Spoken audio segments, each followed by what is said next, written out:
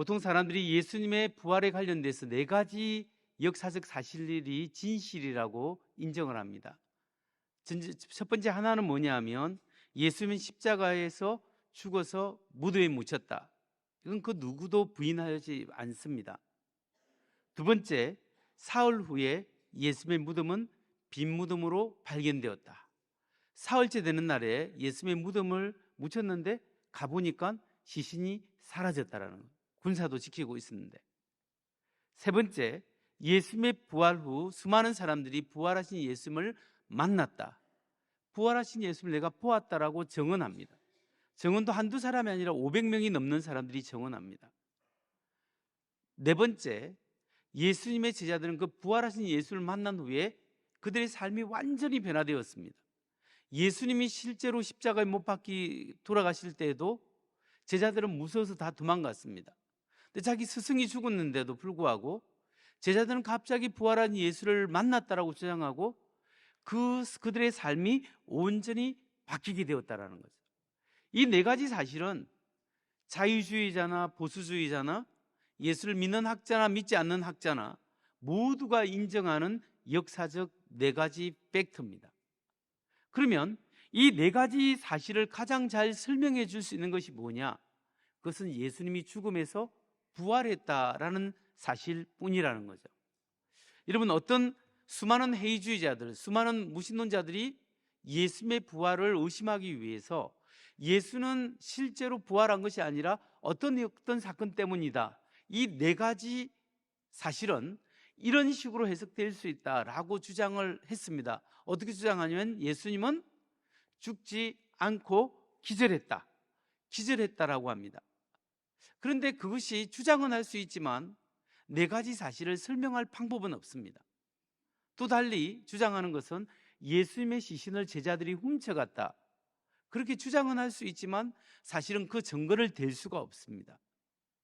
여러분, 사람은 누구나 거짓말을 합니다. 그런데 거짓말은 할 수 있지만 거짓말 때문에 자기의 목숨을 걸지는 않습니다. 예를 들면 예수님이 진짜 부활하지 않았는데 부활했다라고 시체를 훔쳐가고 난 다음에 예수님이 부활했다라고 거짓을 보고 자기가 그것을 사람들에게 말한다고 하면 말은 할 수 있습니다. 그러나 그것 때문에 자기 목숨을 바칠 수 있겠습니까? 그러면 자기의 목숨을 어떻게 한다 하더라도 자기의 아내나 처자식까지, 아이들까지 그 사실 때문에, 다 거짓말 때문에 자기 아이들을 죽여야 되고 희생시켜야 될 이유가 있겠습니까? 그럴 수는 없겠죠. 심지어 테러를 하는 테러모임일지라도 자기가 하는 일이 올바르고 옳다라고 믿기 때문에 그 일을 하는 겁니다. 거짓말을 위해서 목숨을 걸 사람은 없다라는 거죠. 그래서 예수님의 제자들은 진짜 부활한 예수님을 만났습니다. 그리고 부활하신 예수님으로부터 말씀을 들었습니다. 그리고 목숨을 걸고 우리가 부활하신 예수님을 보았노라라고 사람들에게 증거하게 되었다라는 겁니다. 그런 의미에서 예수님의 부활은 역사 속에서 일어났던 실제적 역사적 사실이라는 겁니다. 한 달쯤 전입니다. 우리 교단의 어느 서울 지역에서 목회하는 어느 후배 목사님인데 부목사님입니다. 어느 교회 부목사님인데 저한테 전화를 했습니다. 어떤 친한 분한테 제 전화번호를 알아가지고 질문을 했다는데 그 이유가 뭐냐면 자기 교회 새 신자가 왔는데 질문이 많은 분입니다. 질문이 여러 질문하는데 그분이 특별히 예수님의 부활을 안 믿더랍니다. 그래서 자기가 이 부목사님이 부활의 증거가 이렇다라고 설명을 하니까 그분이 반론을 제기하는 것이 뭐냐면 좋습니다. 그러면 그렇다 치고 그런데 예수님의 부활이 사실인데 왜 일반 역사책에는 기록이 안 돼 있습니까? 라고 반문을 하더래요. 그래서 이 부목사님이 거기에 대한 답을 못 줘서 목사님은 어떻게 생각하십니까? 라고 저한테 이렇게 질문이 왔습니다. 그래서 제가 이야기를 해 주었습니다. 목사님, 고타마 시타르타 스카모니 부처님은 그의 가르침과 생애가 어디에 기록되어 있을까요? 불경에만 기록되어 있습니다. 그러면 이슬람교를 창시한 무함마드의 생애와 가르침은 어디에 기록되어 있을까요? 코란에 조금 나오고 하디스라고 생활 구범에 하디스에 나오고 이슬람 경전에만 나옵니다. 공자님의 생애에 대해서 어디에 나오느냐? 역사 속에 사마천이라는 사람이 쓴 공자세가에만 공자의 생애가 쫙 나오고 있습니다. 그러면 예수님의 생애는 어디에 나오십니까? 신약 성경에 마태, 마가, 누가, 요한복음에 나오고 신약 성경에 나오죠, 일부. 그러면 예수님의 생애는 신약 성경에만 나오느냐? 그게 아니에요. 일반 세상 역사 속에도 나오는 거예요. 세상 역사 속에 나오는데 얼마나 많이 나오느냐? 게리 하버마스라는 철학자가 고대 문헌을 뒤지면서 Historical Jesus, 역사적 예수라는 책을 쓰는데 그 책에 보면 고대 문헌에 예수님에 관한 기록이 45건에 나온답니다. 45건. 그 가지수를 세어보면 129가지. 옛날에 이 사람이 발견한 것만 해도 129가지예요. 다른 학자들이 발견한 거 있으면 훨씬 더 많을 겁니다. 그런데 그 책에 보면, 일반 역사 책에 보면 예수님이 어떻게 태어났고, 그리고 무엇을 가르쳤고, 본디오 빌라도 있을 때 십자가에 죽고 부활했다 하고, 그리고 그를 추종한 제자들이 이렇게 해서 교회가 발전되었다 라고 구체적으로 예수의 생애와 가르침과 십자가의 죽음과 부활에 대해서 기록을 하고 있다는 거예요. 그런데 여러분, 놀라운 사실은 뭐냐면 예수님이 십자가에 못 박혀 죽을 때 로마, 그 당시 전 세계를 다스리던 사람이 누구냐 하면 로마 황제인데, 로마 황제의 이름이 뭐냐면 티베리우스 황제예요. 티베리우스 황제가 다스릴 때 예수님이 죽었는데, 문제가 뭐냐면 티베리우스 황제의 역사 기록이 많겠습니까? 예수님에 관련된 역사 기록이 많을까요? 당연히 티베리우스 황제의 역사 기록이 더 많고 더 정확해야 되는데, 사실을 정밀하게 따져보면 예수님의 기록이 훨씬 더 많고 더 정확하게 기록되어 있다는 거예요. 여러분, 예수님과 티베리우스 황제는 비교할 수 없는 인물입니다. 오늘날로 비유하자면 미국의 대통령 조 바이든 대통령과 한국의 저 시골 마을의 청년 회장을 지낸 한 청년과 비유할 수 있습니다. 그러면 여러분, 조 바이든 대통령, 미국 대통령의 신문 기사와 보도되는 자료가 지금 많겠습니까? 저 시골 산골의 청년 마을의, 작은 마을의 청년 회장에 관련된 기사가 더 많겠습니까? 당연히 미국 대통령의 기사가 많습니다.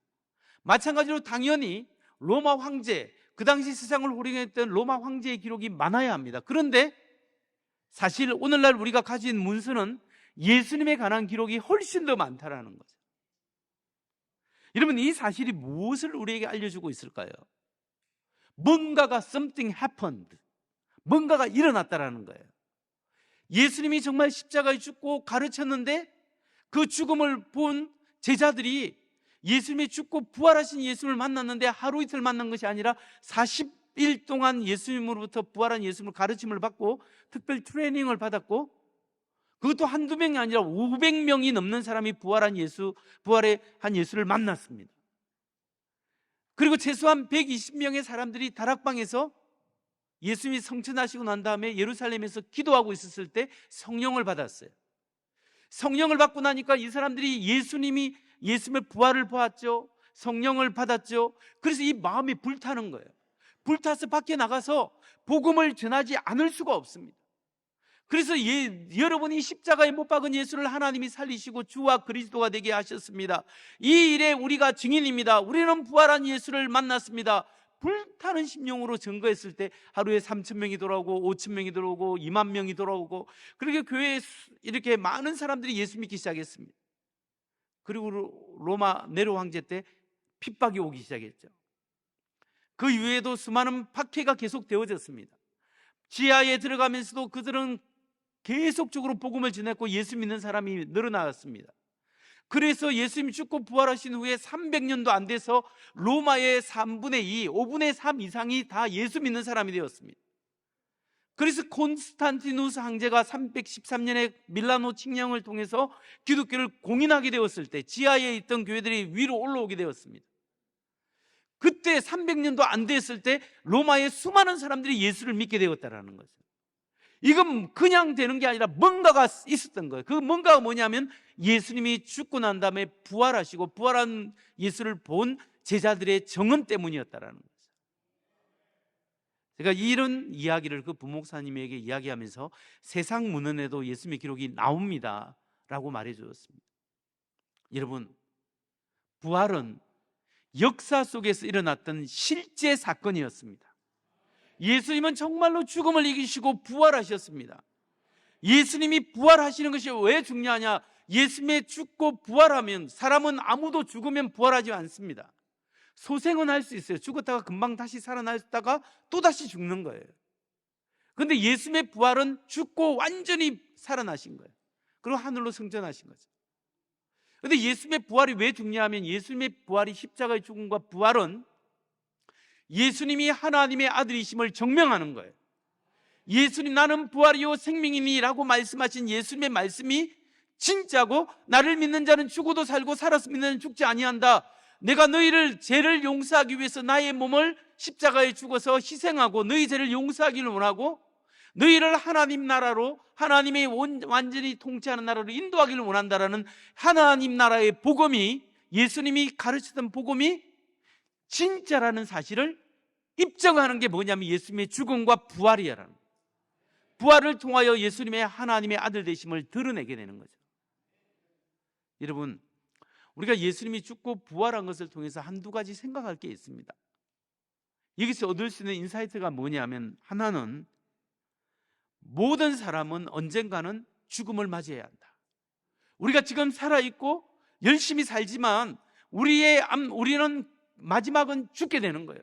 80을 살든 90을 살든 100년을 살고 110년을 살든 결국은 우리는 죽게 되고, 모든 사람이 자기 죽음을 생각해야 한다는 거예요. 우리가 열심히 살기 때문에 나의 죽음을 생각할 겨를이 없지만, 그러나 나의 개인적인 종말은 언제 올지 모릅니다. 하나님 앞에 서야 될 그날이 있다는 것을 꼭 기억하고 자기의 죽음을 생각해 봐야 합니다. 두 번째, 우리가 예수님의 부활을 통하여 한번 생각해 봐야 될 것은 죽음 이후에도 삶이 있다는 거예요. 죽으면 끝이 아니에요. 현대 무신론 철학자들은 심리 철학에서 이야기하는 게 뭐냐면, 사람이 죽으면 끝이라는 거예요. 죽으면 모든 것이 끝난다는 거예요. 영혼도 없고 아무것도 없고 하나님 나라도 없고 아무것도 없다라는 거예요. 그렇지만 성경은 죽으면 끝이 아니다, 죽은 다음에 삶이 있다는 것을 예수님이 우리에게 보여주는 거예요. 여러분, 죽은 다음에도 사람이 삶이 있다는 것을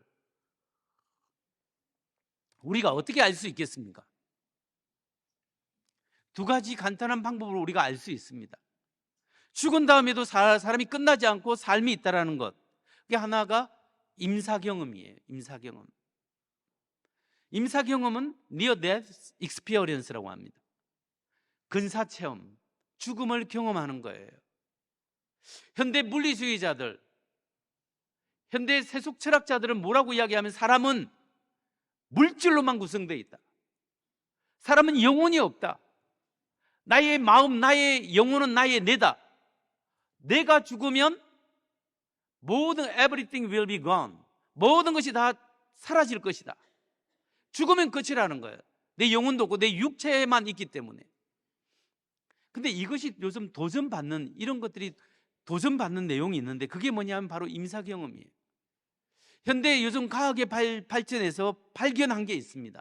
그게 뭐냐면, 심장이 멈추고 내가 멈췄는데, 그래도 사람이 죽었는데 보고 듣고 느끼고 기억하고 감정을 가지고 다 의지를 가지고 생각하고 그것을 이야기하는 사람들이 나타나기 시작했습니다. 심장이 멈추고 내가 멈췄는데, 심장이 멈추고 내가 먼저 죽었는데 사람들이 살아나서 자기 주변 환경을 다 이야기하는 사람이 있다는 거예요. 이게 옛날에는 한 25년 전에는 미국의 통계는 2,300만 명이 이런 임사 경험을 했다고 합니다. 우리 남한 인구의 한 절반 정도 가까이 못 미치지만요. 그런데 지금 최근 미국 과학진흥협회가 발표한 지난 2019년에 발표한 자료에 의하면 35개국을 대상으로 자료를 조사했는데 심정지를 통해서 죽었다가 다시 살아난 사람들, 그 사람 중에 10명 중에 1명은 임사경험을 했다는 거예요. 10% 되는 사람들이, 이게 수십만 명 정도가 아니라 수천만 명도 아니고 이게 엄청나게 많은 숫자가 이런 경험을 했는데요, 이 정도 사람들이 자기 몸에서 영화에서 보듯이 영혼이 나가는 것을 느꼈고, 그리고 자기가 자기 몸을 볼 수 있었고, 주변의 환경이 어떻게 되는지를 알았고, 병원에 실려갔으면 병원의 의사들이 어떻게 자기를 이렇게 다스리는 거 치료한 것을 알게 되었고, 의사가 하는 말을 듣고 이렇게 운명하셨습니다 이렇게 선포하는 것도 다 들리고, 가족들이 어떤 반응을 보이는가를 다 봤다는 거죠. 그런데 여러분, 그렇게 봤다고 보고하는데 이게 말이 안 되는 것이, 심장이 멈추면 피를 내로 올리지 못하기 때문에 15초 내지 20초만 있으면 뇌 기능이 정지되게 됩니다. 뇌파가 뚝 끊기게 되는 거예요. 그런데 그럼에도 죽었다가 살아나는 사람이 있습니다. 그래서 그 골든타임이 5분에서 6분이에요. 심장이 멈추고 난 다음에 5분에서 6분 이렇게 응급처치를 안 하면 돌아올 가능성이 거의 없어요. 그런데 5분, 6분이 지났을 뿐만 아니라 10분이 지나고 30분이 지나고 1시간이 지나고 3시간이 지났는데 심장이 멈추고 뇌가 멈추는 상태에서 돌아온 사람들이 있단 말이에요. 근데 돌아온 사람들이 하는 말이 뭐냐면, 내가 이렇게 멈춰서 죽었는데 당신이 나를 도와주었고, 병원 의사가 이런 말을 했고, 내 친척이 이런 말을 했다, 저 사람 잘 죽었다. 이걸 다 듣고 와서 자기가 서운하다고 이야기를 다 한다는 거예요. 이건 증명할 수 있는 일이잖아요. 이런 상황 보고가 되더라는 거예요. 여기 의문이 뭐냐면, 심장이 멈췄고 뇌가 멈춰서 완전히 필름이 끊겼습니다. 여기에 지금 전기가 안 들어오면 여기 앞에 있는 스크린이 완전히 끝나버리는 겁니다. 만일에 인간이 영혼도 없고 순전히 육체로만 구성되어 있다면, 뇌가 죽으면 완전히 필름이 끊겨야 됩니다. 기억할 수가 없어요. 그런데 심장이 멈추고 뇌가 멈춰서 완전히 중지되었는데, 육체가 죽었는데 보고 듣고 느끼고 다 하고 와서 그대로 사실을 보고할 수 있다라는 것은 최소한 무엇을 이야기할까요? 우리 인간은 육체로만 이루어진 것이 아니라 영혼도 존재한다는 것을 이야기하고, 그리고 그 영혼은 하나님 앞에 성경 말씀에 서야 된다는 것을 우리가 알 수 있다는 거예요. 그렇기 때문에 여러분, 사람이 죽으면 끝이 아니에요. 죽은 다음에 삶이 있고 우리 영혼이 있고 하나님 앞에 서야 된다는 거예요. 그럼 죽은 후에 삶이 있다는 것을 또 그건 임사경험이 증거고, 하나 또 다른 것이 있냐, 가장 확실한 죽은 이후의 삶이 있다는 증거가 뭐냐?